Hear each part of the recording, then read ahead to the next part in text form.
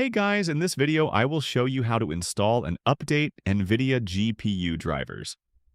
Alright, so let's begin with the video. To begin, go to the official Nvidia website and select Nvidia app from the top menu. Click on Download Now and the installation file will start downloading. If you prefer not to use the Nvidia app, you can instead visit the drivers page and manually enter your graphics card details to download the correct driver.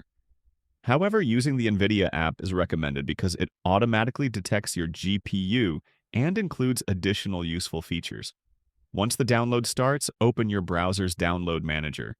Click Show in Folder or Open File Location, then double-click the Nvidia app installation file.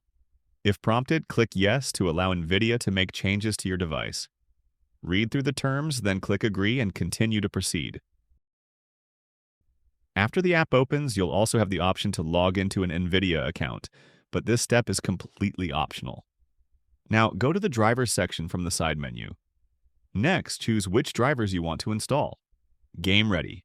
Drivers are best for gaming and are updated more frequently to support new titles, while studio drivers are designed for creative professionals and focus on stability.